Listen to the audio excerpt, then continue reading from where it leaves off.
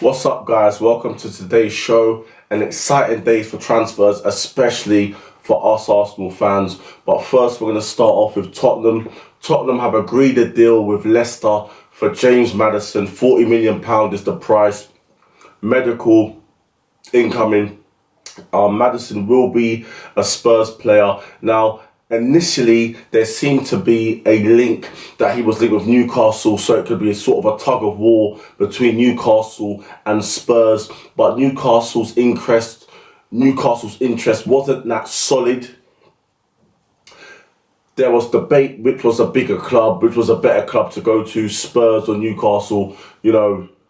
Clearly Newcastle, Champions League, on an upwards trajectory, and with the $1 billion ownership, from the Saudis, even more than billions. We're looking like, state money. So Newcastle, definitely the bigger club, definitely the club in a forward trajectory, but the interest from Newcastle weren't that concrete. So Maddison goes to Spurs. Spurs showed a lot more interest in Maddison and managing to get him cheap, as there wasn't much other bidders for his services. This is a decent acquisition for Spurs. I wouldn't say it's a world-beating acquisition. It's a decent acquisition for Spurs. It will definitely improve their team, but without Harry Kane, I see them going downwards. Now let's move on to Harry Kane. Bayern Munich have said that they have a deal in principle with Harry Kane. What this means, I don't know, but Bayern Munich seem very confident that they can sign Harry Kane. Now,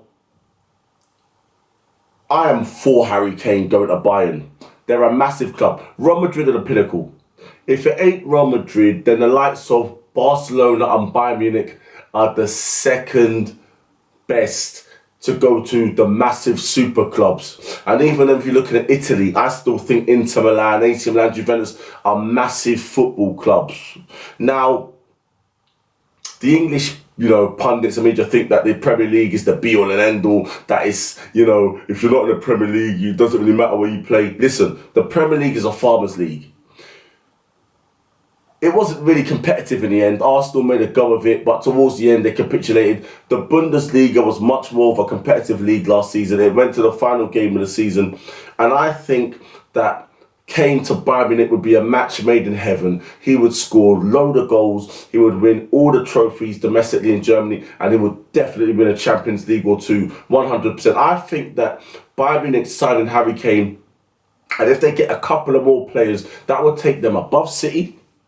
I believe that will bring them on par, depending on the sort of players they can get. That will bring them on par with Real Madrid, 100%. Because Harry Kane, as much as he's dumb, he's got to be one of the best strikers in the world, and he is.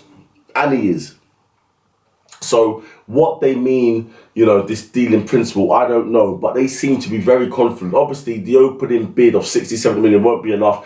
They're going to have to push that bid up to about 90 to 100 million. But I've got a sneaky feeling that Bayern Munich may try and do this. Now, Manchester United, they seem to be out the race for Mason Mount. There's a very strong link that they're going to try and sign Onana from Inter Milan. And this makes a lot of sense. Onana has worked with Ten Hag before in Ajax. They know each other well. Onana is a modern-day goalkeeper, brilliant with his feet. He's an all-around goalkeeper. To me, one of the best goalkeepers in the world, a super keeper. And this will make a lot of sense. Now, apparently, Manchester United haven't got a lot to spend. They haven't got a massive budget. I think it's in somewhere in the remit of 150 million to 200 million. Now, if they get Onana, that's a big chunk of that budget that is gone. Now, they're going to have to sell. Now you've got players like Maguire that don't want to leave. You have to get rid of some of these shit players like Harry Maguire and his big wages. Then you have to terminate the guy's contract. But Onana coming into Manchester United would be fantastic for them.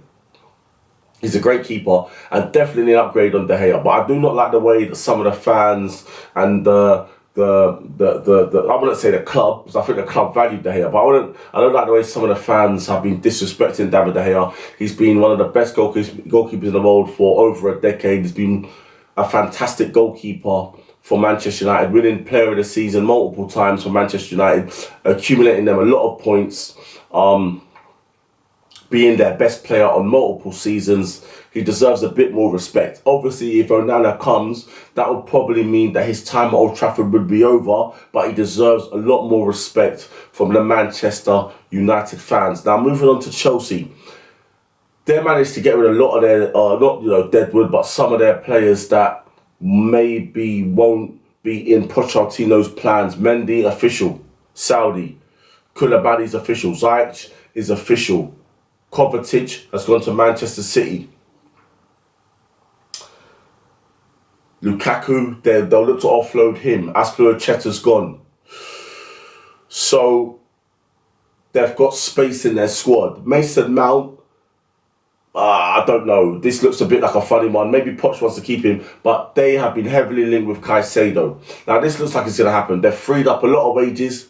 They've done what the financial fair play people want, and they've probably got room to bring in a player like Caicedo, even though they've signed Martinez and they've signed Nkunku in the forward line. Caicedo would be a massive, massive acquisition for Chelsea and would definitely strengthen their midfield.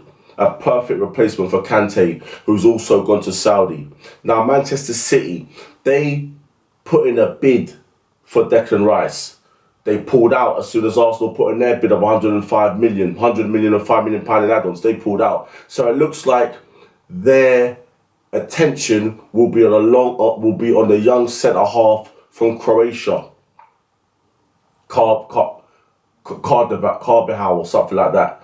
I don't quite know his name, but the young centre back from Croatia. So it looks like they are going to spend a substantial amount of money on him, 90, 100 million up. So they've signed Kovacic, which is a fantastic replacement for Gundogan, and it looks like they're going to try and bring in the Croatian centre back to the club, and he wants to go to City. City are very astute in the transfer window. If they don't value the player at what they think the valuation is, they're not going to go past. They're just going to think, do you know what? You don't want to come here. We don't want you. Or this is, if the valuation is too high for them, they won't. They will rarely go that high, like with Maguire, and now it's the case with Declan Rice. Arsenal, on the other hand, they need Declan Rice. He's a player that can play 6, he's a player that can play 8, and he's going to add skill, athleticism and quality to the Arsenal midfield. Now, let's get on to Arsenal. Havertz, official. He's been unveiled today. West Ham and Arsenal have agreed the fee, so basically it's at the final stages, and he will be announced as an Arsenal player in the coming days. Timber already agreed personal terms. Ajax and Arsenal just need to agree on a price, but that won't be an issue. As soon as Declan Rice is done, then they will move on to Timber. I also think that Arsenal need another midfielder, probably the likes of Lavia or Simmons. Now, notable in Arsenal's statement about Havertz, they said that he will be playing as a midfielder. That is his preferred position. That's the position he played with before he came to Chelsea. And I think that's good. I think he has the physical attributes. He's tall. He can glide along the field elegantly.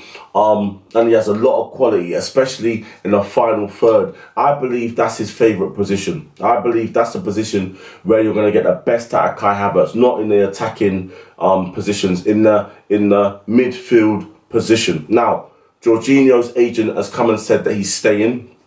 I believe Xhaka will go, and I believe that Partey will stay. And that will give us a lot of good depth in that midfield, quality players to be able to rotate. And that was one of the big mistakes that Arteta didn't make last season. He wasn't rotating enough, maybe because he didn't trust the players, or maybe because he didn't have a squad big enough to do it, or maybe because he just wanted to just keep playing the same players over and over again. But a top team needs to be able to have the squad and the players to rotate. And I think that's what Arteta is going to do next season. Now, as excited as I am with all these signings, Havertz, Timber, Declan Rice, potentially Lavia or Simmons, I still think Arsenal need a number 9. Now, Arsenal have already been acting like a massive club already. They're ahead of everyone in the transfer window. They're just trying to get their targets early. Now, as much as I like Gabriel Jesus, and I know this is not going to happen, wishful thinking, but I would love Arsenal to sign Victor Osimhen. If Arsenal sign Victor Osimhen, that is basically saying we're not here to play second fiddle to Manchester City. We're here to take City off their perch. We're here to challenge in the Champions League. Now, that isn't really viable. We already have too many forwards, and we have players that can play in the 9th position like Trossard, Martinelli and Gabriel Jesus, and we have other players on that can play in the wide positions. We still don't know what's going to happen with Balogun as well. So, more than likely, when we get Timber to join Declan Rice and Havertz and another midfielder, Lavia or Simmons, I believe that'll be Arsenal's transfer window done, business done, and then just going to concentrate on pre-season and trying to mount an assault for the Premier League and put in a good account of themselves in the Champions League. So, big news today, Declan Rice, record fee for an English player.